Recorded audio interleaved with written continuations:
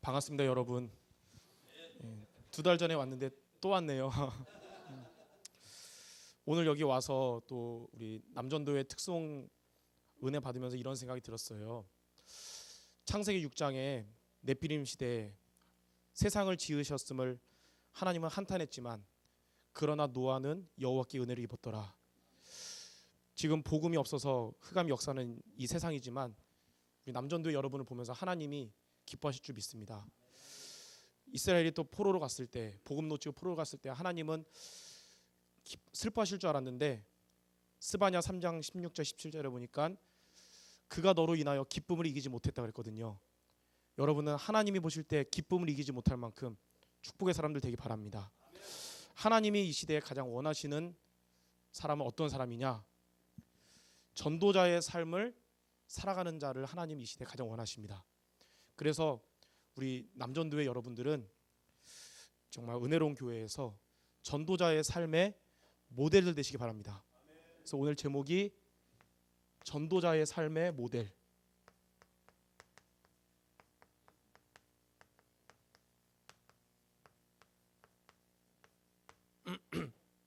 이 서론에 보니까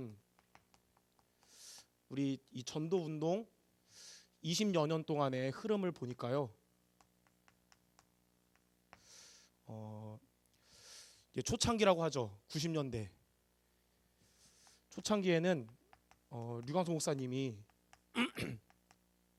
1987년도부터 이제 91년도까지는 이제 혼자서 이제 전도 운동을 하셨어요. 그러다 이제 92년도부터 이제 합숙하면서 이제 복음 운동이 전국과 세계에 퍼지게 됐거든요. 그래서 90년대에는 다른 메시지보다도 이 기초 메시지를 가지고 전국과 세계에 퍼졌어요. 그래서 저와 여러분들이 들으면서 그래 예수님이 그리스도고 단데 그리고 딴 걸 붙잡았구나, 진짜 복음이면 되는구나, 우리가 이렇게 시작을 했잖아요. 그러다가 이제 1999년에 지교회라는 단어가 나오면서 지교회 운동 시대에 나오고 2000년에는 이제 전도 캠프라는 단어가 나오면서 전도 캠프 시대.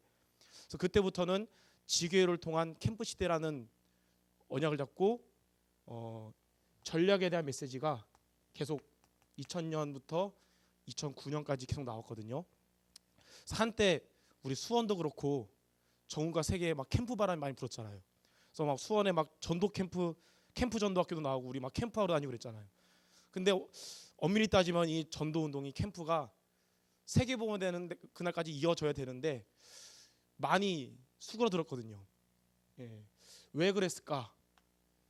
전도 운동이 더 확산돼야 되는데 수원도 그렇고 전 세계가 그렇고 이 전도 운동이 왜 이렇게 정체될까? 거기에 대해서 류광수 목사님은 2010년에 이런 단어를 썼습니다. RUTC 시대의 새로운 시작. 그러면서 나온 단어가 뭐냐면 2010년에 전도자의 삶.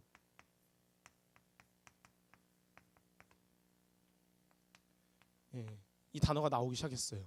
무슨 말이냐면 그동안 우리가 말씀 따라왔지만 실제로 우리 많은 성도들이 복음과 삶이 균형이 안 돼 있는 모습이 많이 있었다는 거예요. 복음은 확실한데 삶이 규모 없이 무너진 성도들 많고, 반대로 삶은 제대로 되는 것 같은데 복음이 안 돼 있고, 정말 복음과 삶이 균형 잡혀야 된다. 그래서 전도자의 삶을 살아야 된다. 2010년부터 계속 나왔어요. 그래서 2011년에는 이제 전도자의 삶의 실천 이런 키워드로 1년간 우리가 말씀 흐름 따라갔고요. 2012년에는 전도자의 삶의 실현, 그리고 2013년은 전도자의 삶의 체험, 또 14년은 전도자의 삶을 향한 일심전심 지속. 자꾸 그런 단어가 나오냐? 우리가 복음에 충격받고 그리스도에 충격받고 전도하는 거는 쉽지만 전도의 삶이 체질이 잘 안 된단 말이죠. 각인된 것도 많고 뿌리내는 것 많고 은혜 받았지만 또 자꾸 옛날로 돌아가는 것 같고. 저는 보면서 그래 나이 드신 분들은 많이 각인되고 뿌리내렸으니까 늦지만 나는 젊으니까 빨리 전도자의 삶이 체질되지 않을까라는 생각을 했는데 그렇지 않더라고요. 제가 12살 때부터 다락방을 하면서 복음 들었거든요. 근데 이제 그런 메시지 하시더라고요. 복음 듣기 전에 다른 거 들은 만큼 복음 들어야 치유가 된다는 거예요. 그래서 12살 때 그 말 듣고 그래 그러면 24살까지 복음 들으면 24살쯤 됐을 때는 완전 치유되지 않을까. 근데 24살 됐는데 보니까 12살 때보다 영적 문제 더 많은 것 같은 거예요. 아, 평생 복음이 필요하구나. 그래서 또 2015년에는 전도자의 삶의 체험을 향한 일심전심 지속의 세 가지 방향. 자, 계속 이 단어가 계속 나오고 있어요. 이게 무슨 말일까요? 오늘이라는 시간표에 저와 여러분들이 무엇에 지금 집중해야 되냐. 요즘 집중신학원 단어도 나오고 집중하라 그러는데 뭐에 집중해야 되냐. 목사님도 중직자도 렘너트도 모두가 전도자의 삶을 실천하는 것을 하나님은 가장 원하시는 시간표라는 겁니다. 그래서 우리 이 교회의 남전도의 여러분들이 올해 이 응답을 받는 우리 축복의 사람들 되시길 바랍니다. 자, 그럼 전도자의 삶의 모델이 돼야 되는데 그럼 도대체 전도자의 삶이 뭐냐? 많은 분들이 전도자의 삶에 대해서 간증도 많이 하고 많은 설교를 했을 거예요. 근데 보니까 가장 중요한 게 있는데 크게 두 가지가 있더라고요. 자, 본론의 첫 번째. 자, 전도자의 삶은 많은 분들이 간증을 하고 메시지했는데 저마다 다른 얘기하는 것 같지만 공통적인 게 한 가지가 있었어요. 바로 뭐냐? 메시지 중에 가장 중요한 말씀은 강단 메시지라는 거예요. 그러니까 간증하신 분들 보면 산업인들이 산업인대의 메시지가 이렇게 성취됐습니다 이렇게 말하는 사람보다는 이번 주 강단 말씀을 이렇게 붙잡았는데 하나님 역사하셨습니다. 다 그런 메시지거든요. 여러분들이 많은 말씀 듣지만 가장 중요한 강단 메시지 성취에 주역되시기 바랍니다. 강단 메시지에서 여러분들이 세 가지를 정말 붙잡고 응답받는 거예요. 왜 강단 메시지가 중요하냐? 진짜 세계복음할 전도 제자는 큰 대회 메시지도 중요하지만 강단 말씀 따라가는 자가 정말 세계복음할 전도 운동하는 전도 제자가 될 수 있습니다. 예. 저도 이제 개인적으로 이제 수원에서 이제 교회 부목사기도 하지만 현장에서는 이제 렘넌트 사역, 대학 사역을 하고 있어요. 그래서 많은 대학생들 만나면 항상 강조하는 게 뭐냐면 강단 말씀에 인도받고 은혜 받아야 대학 복음할 수 있다. 예. 교회는 다 다르지만 그 교회에서 강단 메시지 은혜 받아야 된다. 교회 제자가 돼야 현장 복음할 수 있다. 이런 얘기를 늘 강조하거든요. 보니까 강단 말씀 놓치면서 대학 복음하겠다고 다니는 사람들 보니까 되게 붕 떠 있더라고요. 진짜 자기의 복음이 안 된 상태로 하더라고요. 그래서 항상 저는 강조해요. 강단 메시지를 붙잡아야 된다. 한 2년 전쯤에 어느 대학교를 갔는데 우리 수원에 있는 어느 교회 대학생이었어요. 갈등을 하고 있더라고요. 자꾸 다른 분이 와서 다른 어떤 목사님이 와서 자기네 교회로 오라고 자꾸 교회 옮기라고 그러는 거예요. 그 교회 목사님은 율법적이니까 우리 교회로 오라는 거예요. 그러니까 얘가 되게 갈등을 한 거예요. 왜냐하면 자기한테 이런 이상한 팀 사역하는 분이 평신도도 아니고 목사님이니까 이 주의 종의 말씀이니까 하나님 뜻인가 막 갈등을 하는 거예요. 그래서 제가 그 얘기를 듣고 걔한테 그랬죠. 강단 말씀 은혜 받고 있냐? 그러니까 요즘 놓치고 있다는 거예요. 그래서 너가 지금 영적 상태가 안 좋고 틀린 얘기가 흔들리는 것이다. 너가 있는 교회의 주의 종을 통해 하나님이 성취하실 말씀을 주신다. 그걸 너가 은혜 받으면 인도 제대로 받을 수도 있다. 그리고 그 팀 사역이 흔들리지 말고 너의 교회에 정말 제자가 되라. 그래야 너의 현장을 살릴 수 있고 세계복음할 제자가 될 수 있다 그랬거든요. 그럼 걔가 다른 분들이 얘기할 때는 안 들었는데 제가 얘기하니까 그래 나 목사님이니까 하나님 뜻이라고 믿고 그렇게 할게요 그랬는데 지금 들어보니까 이제 졸업하고 그 교회에 집사 돼가지고 강단 말씀 잘 인도받고 있더라고요. 예, 강단 메시지를 정말 인도받아야 나의 현장을 살릴 수 있고 세계복음할 수 있습니다. 우리 4월 둘째 주부터 우리 전도 집중 신학원이 있는데 그것도 중요하지만 강단 말씀 인도받으면서 그 훈련 받아야 진짜 응답할 수 있습니다. 전 개인적으로 지난 학기에는 저희 교회에서 한 명 갔거든요. 쪽팔렸어요, 되게. 우리 교회 좀 그렇대요. 그랬는데 이번 주에 이제 신청 기간이잖아요. 저희 교회 여리고가 뭐냐? 다 착하고 목사님만 순종하는데 훈련만 순종 안 하는 거예요. 훈련만. 예. 훈련만 안 해. 그래서 이게 우리 교회 여리고인데 그 중에 강단 말씀이 여리고성을 정복하라였거든요. 그래서 이제 훈련 받아야 되는데 이 사람들이 훈련 안 받네. 자꾸 불신앙 들고 막 우울할 때마다 강단 말씀 붙잡고 기도로 그 여리고를 계속 돌았어요.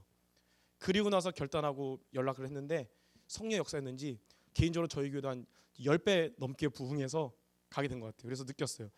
내 말빨과 내 능력으로는 성도들이 말 안 듣지만 강단 말씀 붙잡고 여리고를 돌았더니 여리고성이 무너졌구나. 예. 여러분들이 여러분의 힘의 한계가 있을 때 강단 말씀 붙잡고 응답받는 전도제자가 되시기 바랍니다. 또 여러분이 강단 메시지를 왜 붙잡아야 되냐? 복음 있는 교회를 오랫동안 다녀도 결국 영적 문제 드러나서 교회를 떠나거나 큰 문제 있는 사람들이 많습니다. 왜냐하면 아무리 복음 들어도 나의 숨겨진 내면이 치유되지 못한 그런 모습들이 많기 때문에 그래요. 강단 말씀에 정말 뿌리 내리고 인도받아야 여러분의 숨겨진 내면까지도 치유받을 수가 있습니다. 예전에 10몇 년 전에 결혼하기 전에 저도 목사지만 아버지도 목사님이거든요. 부모님이랑 살 때인데 주일날 아침이었어요. 식사를 하다가 아버지한테 한번 식사 자리에서 되게 혼난 적이 있어요. 근데 제가 볼 때는 되게 억울한데 내 잘못이 아닌데 저를 혼낸 것 같은 거예요. 그래서 기분이 확 상하더라고. 그렇다고 대들기도 뭐하고, 왜냐면 주일날 아침에 목사님이 강단 말씀 전해야 되는데 대들어서 싸워서 그러니까 그래서 화는 나고 풀 데는 없고 미리 교회 갔죠. 그날 강단 말씀 제가 은혜 받았을 것 같아요? 못 받았을 것 같아요? 하나님의 주의 종이라는 생각보다는 오전에 아침에 나 열받게 한 아빠의 이상한 말씀을 생각하니까 절대 은혜가 안 되더라고요.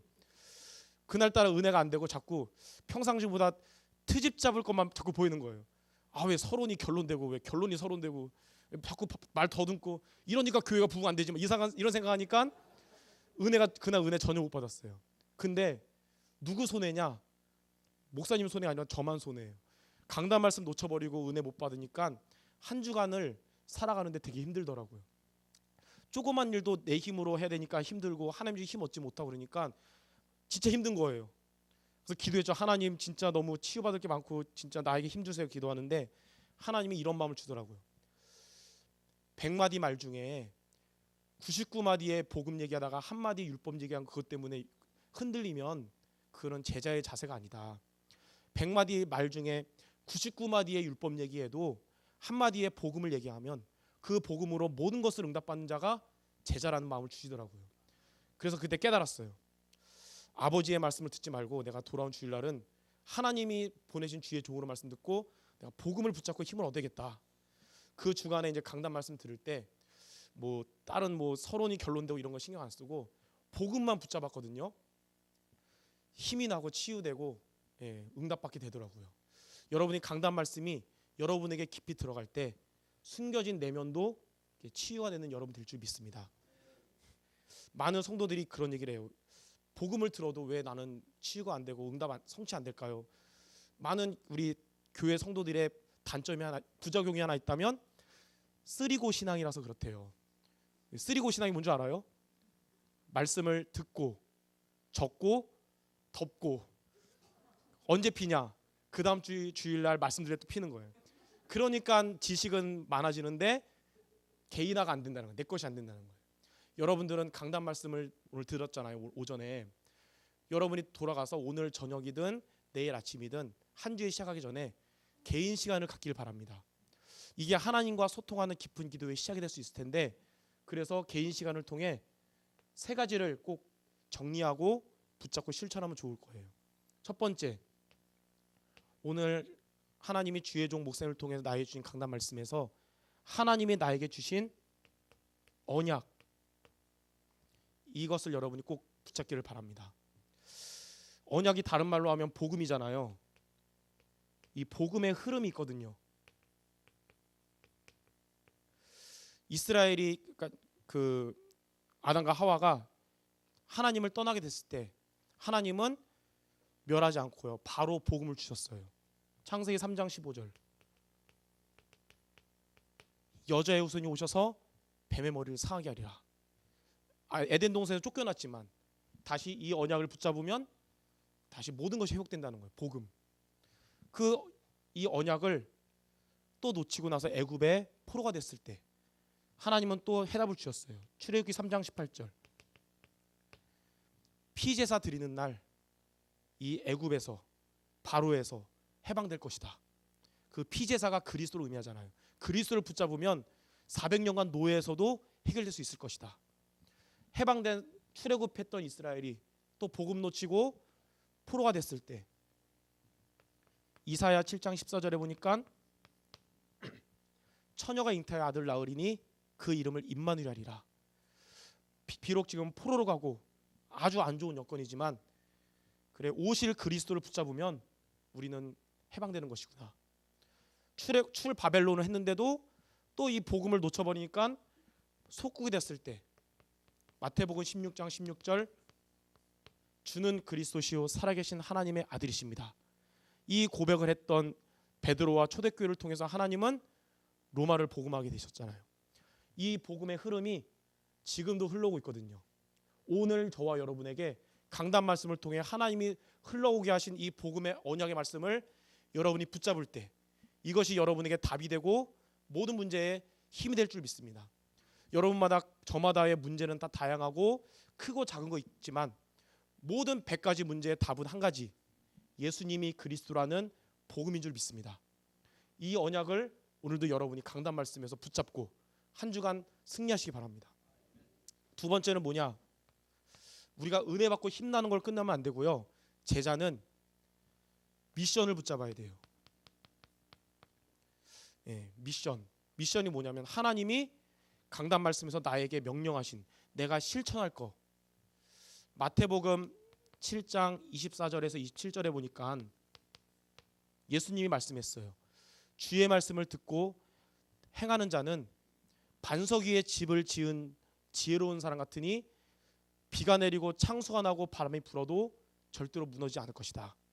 반대로 주의 말씀을 듣고도 행하지 않는 자는 모래 위에 집을 지은 어리석은 자 같으니 비가 내리고 창수가 나고 바람이 불면 무너지리라.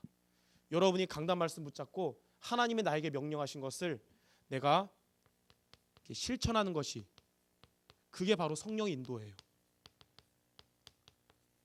오늘 하나님이 저와 여러분이 주신 강단 말씀 가지고 내가 이번 주에 하나님이 내게 명령하신 실천할 것을 붙잡고 여러분 성령 인도 잘 받는 주님의 제자들 되시기를 바랍니다. 하나님이 여러분을 반석 위에 지은 집처럼 견고한 자가 돼서 비바람이 몰아치는 어떤 일이 있어도 여러분 흔들리지 않게 하실 줄 믿습니다. 자, 세 번째, 그러면서 저와 여러분이 언약의 힘을 가지고 미션을 실천할 때 하나님이 저와 여러분의 주실 응답, 비전 이걸 붙잡는 거예요. 이전까지는 내가 원하는 기도 제목을 잡았다면 대체로 육신적인 게 많았잖아요. 근데 하나님이 나에게 원하시는 기도 제목을 여러분이 붙잡고 응답받는 겁니다. 하나님이 나에게 원하시는 기도 제목이 뭘까? 강단 말씀 속에서 하나님 여러분에게 주실 거예요. 사도행전 1장 6절에서 8절에 보니까 제자들이 예수님께 이렇게 말했습니다. 이스라엘 나라를 회복하심이 이때입니까? 그러니까 이제 제자들은 예수님과 다른 기도 제목을 붙잡고 있는 거예요. 우리 나라 언제 회복시킬 겁니까? 그때 예수님은 그렇게 말했습니다. 때와 시기는 아버지 하나님께 있으니 너희가 알 바 아니다. 그러면서 뭐라 했냐면 오직 성령이 너에게 임하시면 너희가 권능 받고 예루살렘 온 유대와 사마리아와 땅까지 이르러 내 증인이 되리라.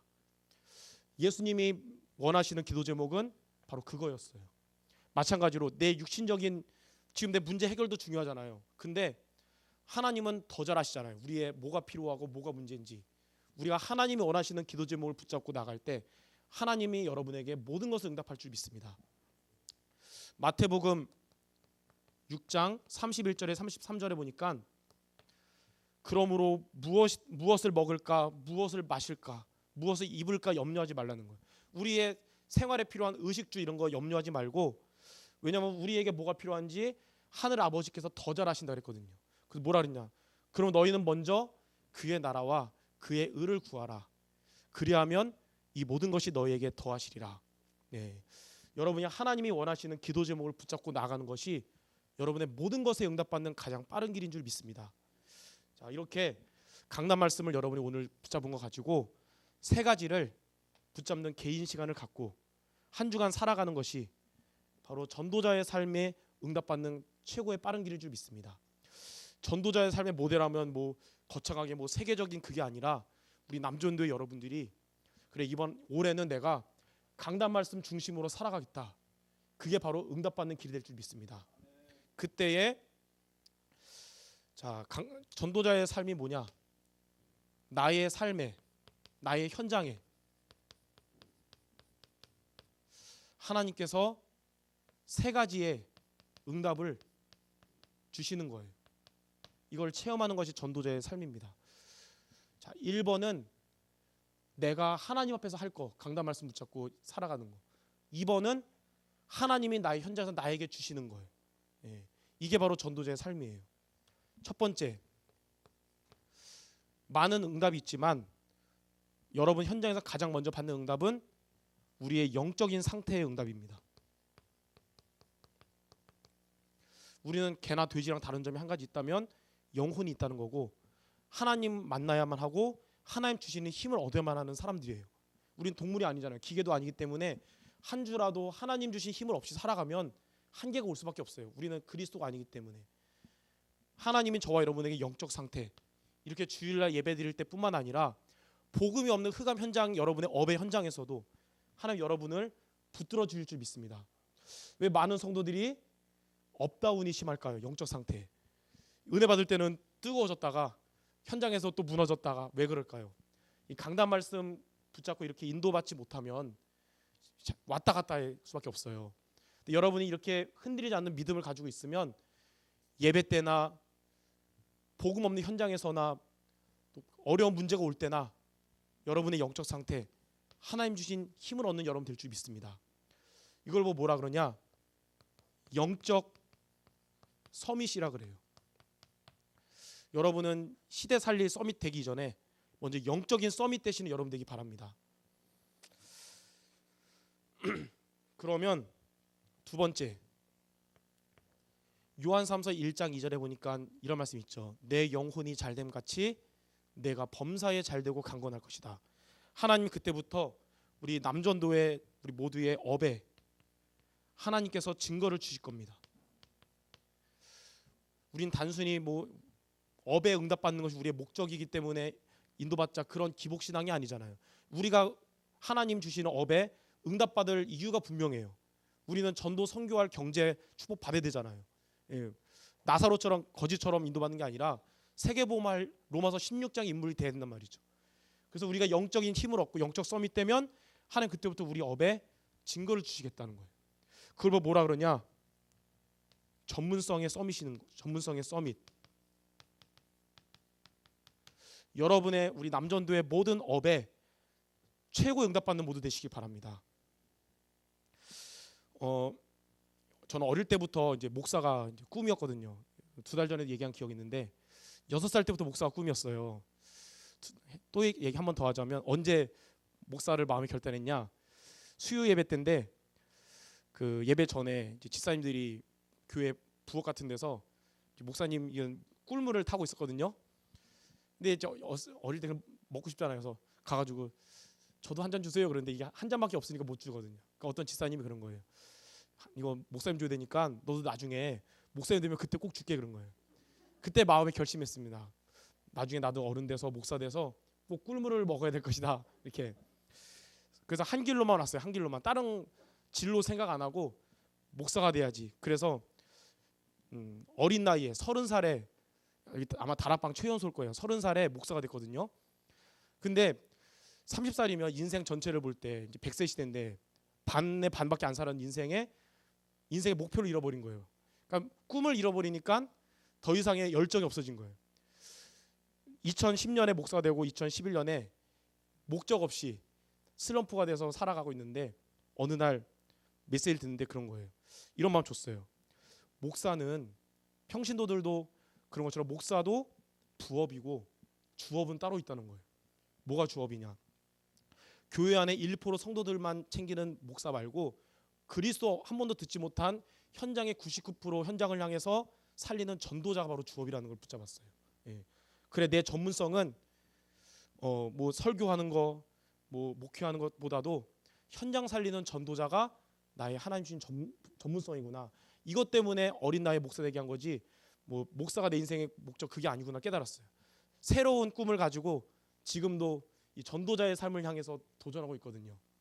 마찬가지로 우리 모든 우리 남전도회와 우리 랩런트들이 저마다의 업이 있고 학업도 있고 사업도 있지만 그 부업 이전에 여러분이 나를 살리고 가정 살리고 현장 살리는 전도자의 삶을 살아가는 모두 되시기 바랍니다. 그런 사람들이 로마서 16장 인물들이었어요. 베베 집사 같은 전도자의 보호자, 브리스겔 아굴라 부부 같은 전도자의 동역자들, 가이오 같은 전도자의 식주인, 여기 모인 여러분들이 바로 그런 자들 되시길 바랍니다. 저도 어릴 때는 어떤 꿈이 있었냐면요, 수많은 성도들 앞에서 말씀 전하는 큰 교회 목사가 되는 게 어릴 때 야망이었는데 복음을 깨달으면 깨달을수록 생각이 바뀌어갔어요. 많은 성도들 앞에 목사가 되는 게 중요한 게 아니라 정말 함께 전도운동한 로마서 16장 인물 같은 소수가 있다로 그런 성도들 가지고 함께 전도운동하는 목사가 진짜 최고의 축복받은 목사구나 느낀 거예요. 여러분들이 바로 그런 증인들 되시기 바랍니다. 바울도 수많은 뭐 몇만 명 성도들 앞에서 말씀 전한 자가 아니었고 로마서 16장 제자를 남겼는데 지금까지도 우리에게 영향을 주잖아요. 여기 목사님과 여러분들이 그런 주역이 될 줄 믿습니다. 이걸 가지고 이제는 세 번째 뭐냐, 영적인 힘을 얻어서 여러분의 업에 응답받는 것이 목적이 아니고 하나님의 소원인 여러분의 현장의 전도의 응답을 받는 거예요. 그걸 뭐라 그러냐면 비전 서밋이라고 합니다. 내가 영적인 상태가 좋지 않을 때는, 황폐할 때는 전도가 별로 마음에 안 당겼을 거예요. 나도 살지 못했는데 어떻게 다른 사람을 챙길 수 있겠어.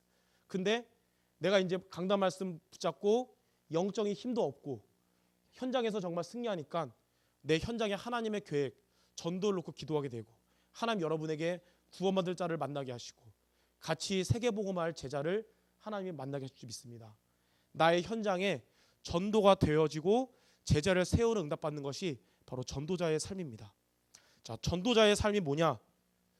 강단 말씀을 완전히 붙잡고 힘을 얻어서 나의 현장을 살리는 것이 바로 전도자의 삶입니다. 이 응답의 모델 모두 되시는 여러분 되시기를 주님의 이름으로 축원합니다. 결론입니다.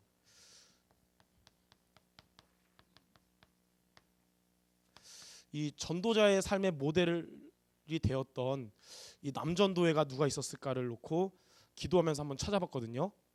근데 여러분 많이 들었던 미국의 주일학교 교사의 아버지였던 존 워너메이커, 이분이 남전도회였는데 전도자의 삶의 모델이었더라고요. 삶이 어릴 때 장래의 희망 중에 항상 두 가지 중에 한 가지를 늘 고민했대요. 목사가 될 것인가 아니면 사업가가 될 것인가. 부모님은 나보고 목사 되라 그러는데 내가 볼 때 나는 내 기질이 목사보다는 사업가 기질인데 근데 하나님이 나에게 목사를 더 원하는 거 아닐까. 그러다가 강단 말씀 듣다가 결심을 내렸답니다. 초등학교 10살 때. 하나님, 저는 목사가 아니라 사업가가 되겠습니다. 하지만 나를 위한 사업가가 아니라 목사처럼 하나님을 위해 살아가는 사업가가 되겠습니다. 10살 나이에 결심이었어요. 그리고 그 중심 가지고 성장했습니다. 그래서 백화점 왕이 됐잖아요. 백화점 왕이 됐을 때 그때 당시 대통령이었던 해리슨 대통령이, 미국 13대 대통령이 이 워너메이커한테 당신의 능력과 그릇을 보니까 우리나라의 최신부 장관 좀 맡았으면 좋겠다 그런 거예요. 근데 워너메이커가 대통령에게 거절했습니다. 그래서 왜 거절하냐니까 대통령이 볼 때는 황당한 고백.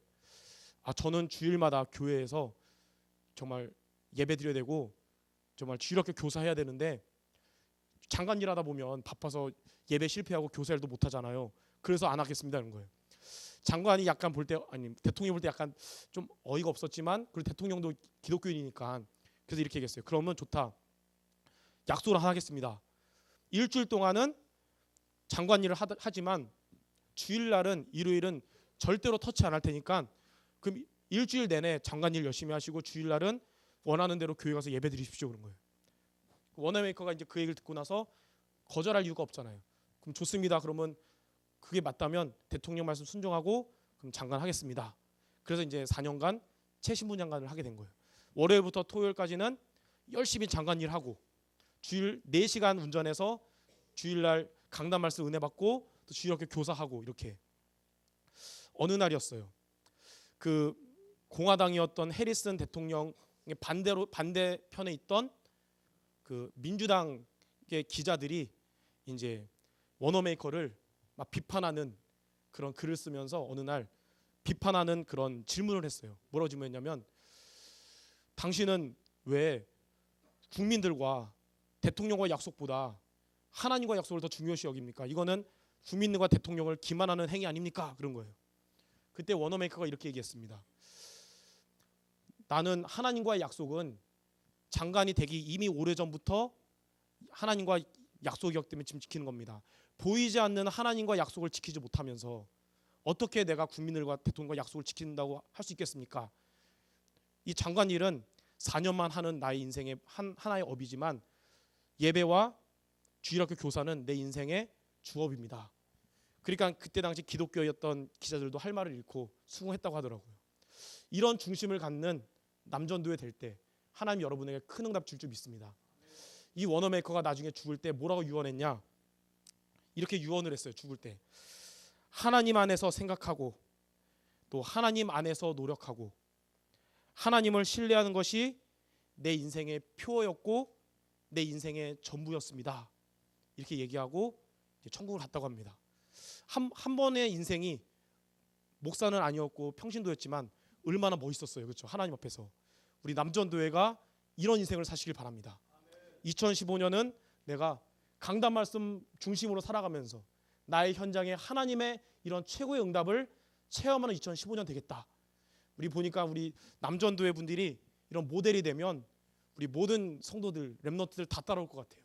하나님이 정말로 이 수원과 세계 복음화하는 대표적인 축복을 주시는 그런 교회가 될 줄 믿습니다.